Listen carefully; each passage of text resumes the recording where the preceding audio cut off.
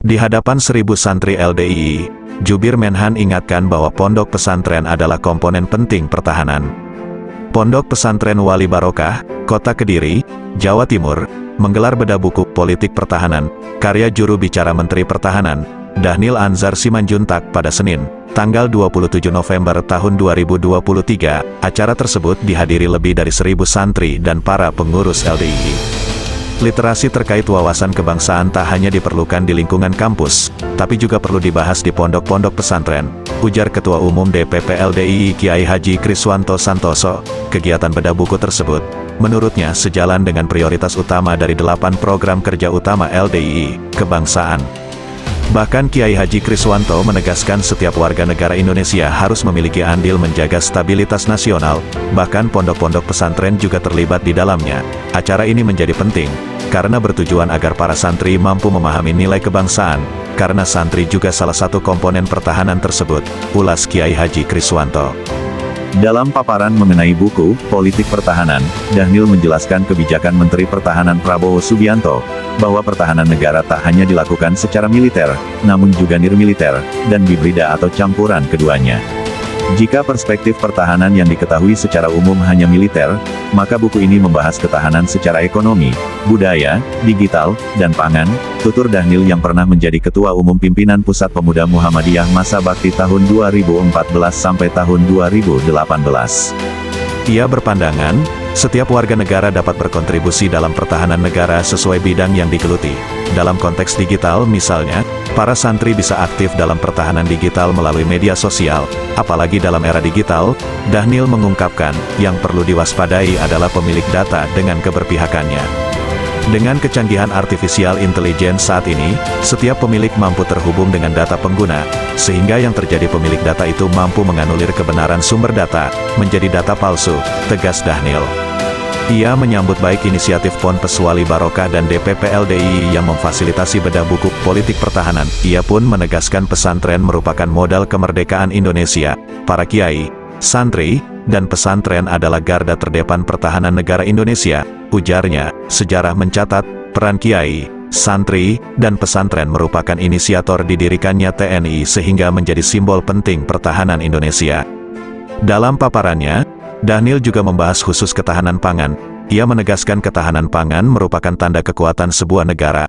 Dhanil menyinggung perspektif Presiden Jokowi yakni hilirisasi pangan yang mengubah eksploitasi masif menjadi eksplorasi lingkungan melalui energi baru terbarukan. Masa depan Indonesia adalah tentang pangan, karena itu perlu generasi muda yang mau mempertahankan negara melalui pertanian, ujarnya.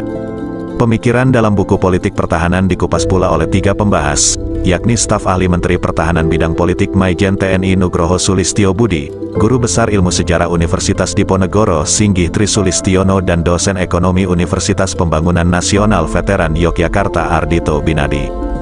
Dalam pemaparannya, Maijen TNI Nugroho Sulistyo Budi mengatakan, Dhanil Anzar Simanjuntak dalam bukunya banyak berbicara masalah politik dalam pertahanan negara. Pemikiran tersebut tidak lepas dari pertahanan yang selalu berkaitan dengan politik, terutama dari sisi pengambilan keputusan terkait pertahanan. Menurutnya, pengambilan keputusan bukan sesuatu yang sederhana, mudah diucapkan namun sulit dan perlu pemikiran mendalam dalam implementasinya. Seringkali dalam keadaan aman, tenang dan tenteram banyak menganggap pertahanan tidak penting. Banyak yang bilang tidak ada apa-apa dan baik-baik saja. Contoh sederhana, tidak perlu satpam kompleks karena situasinya tenang. Tapi begitu ada masalah barulah kelimpungan. Itulah yang sering kita hadapi saat ini, ujarnya. Ia mengatakan, Dhanil tidak hanya membahas tentang politik pertahanan namun juga tentang ketahanan pangan, siber, keamanan maritim, dan lain sebagainya. Ketika pangan tidak mampu mencukupi kebutuhan masyarakat maka itu akan menjadi persoalan di bidang pertahanan negara. Hancurnya Indonesia bukan diserang dari luar tapi pecahnya sendi-sendi persatuan dan kesatuan bangsa, itulah yang paling berbahaya, tutupnya. Sementara itu, Guru Besar Sejarah Undip sekaligus Ketua DPP LDII mengatakan, jika melihat dari sejarah Indonesia di masa lalu, sesungguhnya pertahanan menentukan keberlangsungan sebuah negara. Ratusan negara di Nusantara lahir dan tenggelam akibat dari konflik internal, mulai dari Kerajaan Kalingga, Kerajaan Tarumanegara, Kerajaan Kutai dan lain sebagainya. Salah satu faktor hancurnya kerajaan-kerajaan itu karena mereka tidak mampu melaksanakan pertahanan, ujarnya. Konflik internal dalam pandangan Singgih, memicu kehancuran kerajaan besar seperti Majapahit, Malaka dan sebagainya. Penyebabnya, terdapat disintegrasi konflik dan intrik internal di antara para elit. Untuk itu, buku yang ditulis oleh Bung Dhanil Anzar Simanjuntak supaya tidak hanya belajar sejarah tapi juga belajar dari sejarah, ungkap Singgih. Singgih menambahkan, negara yang toto tentrem kerto raharjo, yakni negara yang punya pertahanan dan keamanan yang kuat merupakan kondisio sine qua non, sebagai upaya untuk menciptakan negara yang gemah ripah loh jinawi. Buku ini merupakan ekspresi bahwa pertahanan merupakan investasi bukan biaya. Sudah waktunya politik pertahanan bukan hanya menjadi domain elit politik dan negara, namun rakyat juga harus terlibat terhadap isu-isu pertahanan, sebab dalam sistem pertahanan rakyat semesta, Sishan rata, rakyat juga menjadi salah satu elemen pertahanan negara, paparnya. Untuk membangun Sishan rata, diperlukan sosialisasi dan internalisasi ideologi dan pilar kebangsaan yang lain sehingga lahir rasa mulat sari rahang rasa wani, rumangsa melu handar beni, wajib melu angrungi. Bangsa Indonesia lahir dari proses sejarah. Oleh sebab itu para pemuda harus diajari sejarah kebangsaan untuk membangkitkan semangat kebangsaan dan nasionalisme, tutupnya.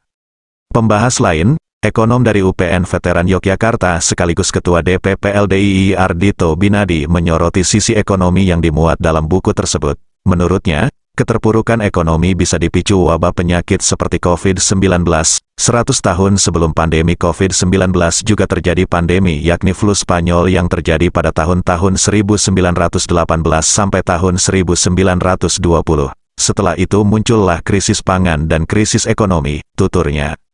Ardhito berpendapat, ekonomi Indonesia juga masih rentan pasca pandemi COVID-19, akibat perang Rusia dan Ukraina, fenomena El Nino dan perang antara kelompok Hamas dan Israel yang berdampak pada krisis ekonomi dunia. Saat ini juga sedang terjadi perang yakni perang mata uang, perang siber, dan teknologi. Ketika negara menguasai teknologi maka dialah yang akan menang. Oleh karena itu, melek terhadap politik pertahanan berarti harus melek terhadap geopolitik dan geoekonomi Indonesia, tutupnya.